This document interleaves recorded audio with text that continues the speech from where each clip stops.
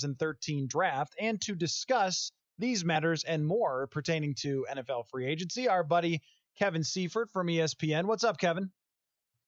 Not a whole lot. How are you guys?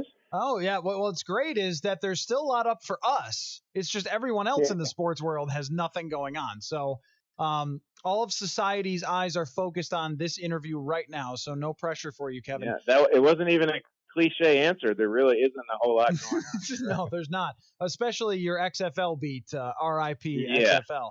Maybe we'll get to that later. Maybe not. Okay. Your reaction, though, if I were to give you $18.6 million in cap space and you were the general manager of the Vikings, how would you spend that cap space? Well, I would hope that I would actually have more than that, because I would think that this would be the first step in creating more cap space than that. I mean, there are teams with 80-some million, many teams with 80-some million in cap space right now.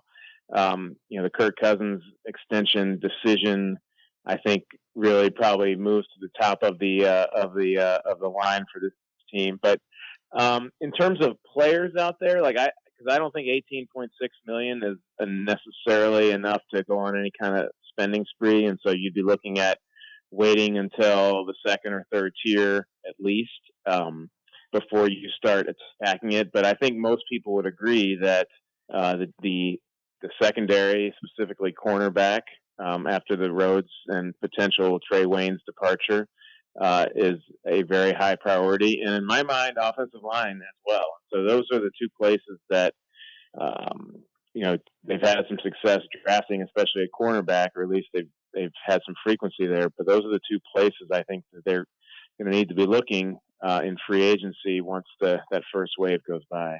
Do you see the Vikings making an early impact move, Kevin? Because I've debated this, and I'm not quite sure. I'm sure that they are going to sign a few guys, and I'm sure that they are going to make moves. I don't know, though, if we see that impact move that we've seen at times before, where it's made on the first day and you say, wow.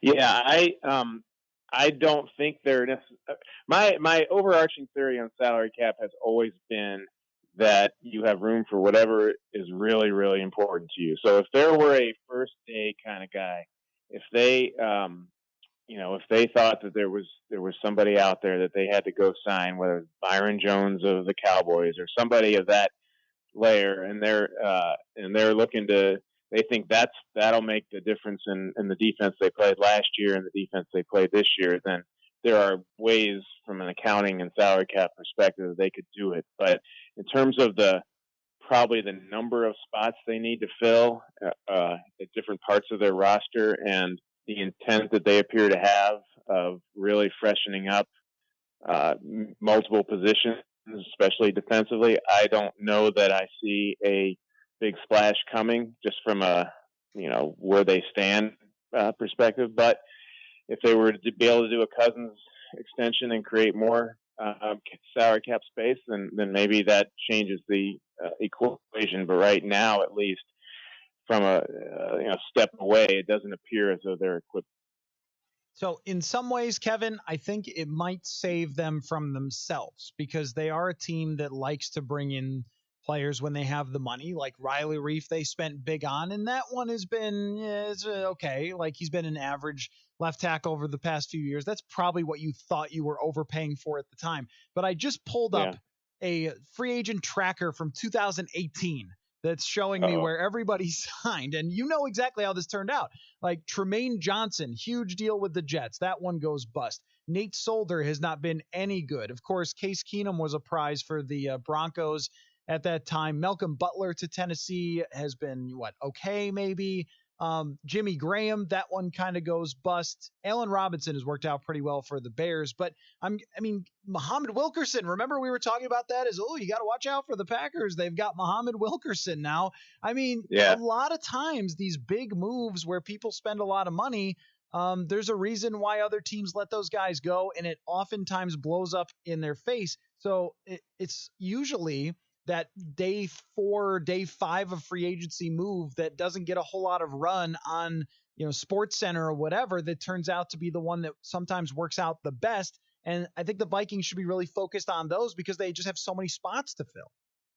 Yeah, the hit or miss ratio of free agency, really going back to the start of free agency, when you measure the highest paid deals of any given year, are not high. I mean, there's some good ones out there, and you think of in the big picture the Reggie Whites and the Brian Dawkins. I think going to Denver, and there's Chris Long. A little more recently, there's some guys who have been paid pretty decently at as they've aged and still contributed, remarkably to really good or Super Bowl talent, Super Bowl winning teams. And so there are success stories, but and we say it every year, the frequency of those are not nearly as high as the frequency of either the busts or the sort of just toe the line like a Riley Reif.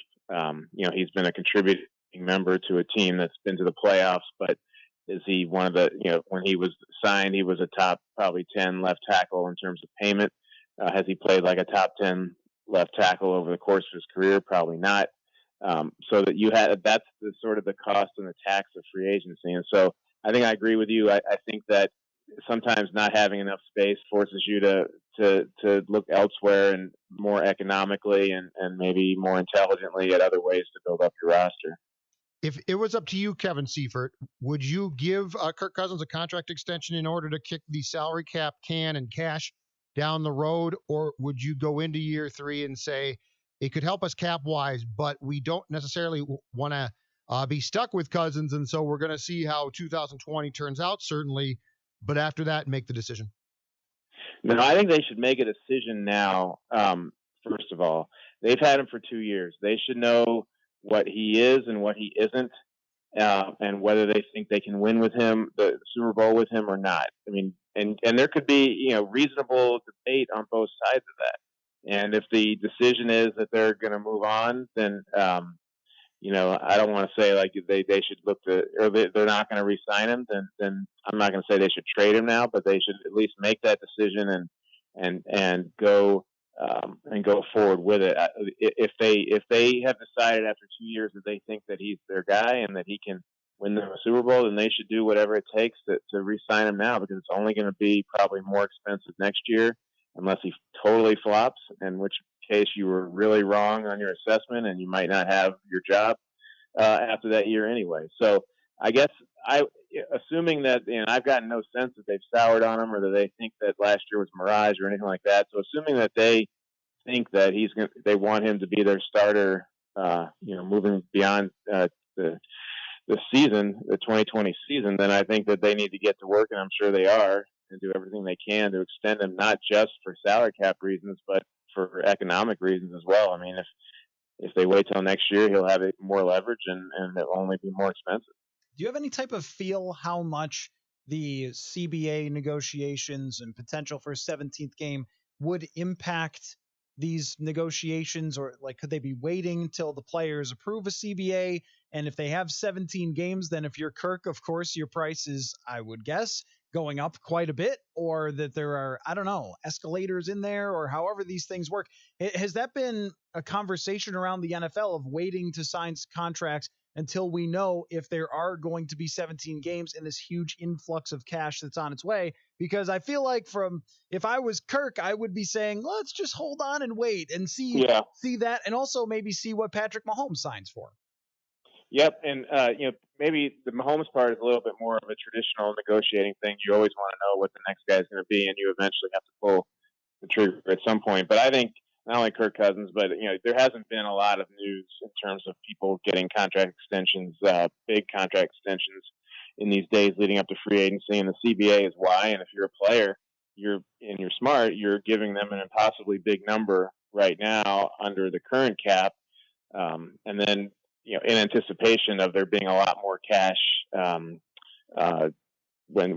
this CBA is approved, if it's approved, and if it's not, it's eventually going to get to a point where they extend it after this season, and so you'll eventually get to a point where there's probably going to be more money flowing then towards players than there is now, and so there's every reason for him to sit tight at this point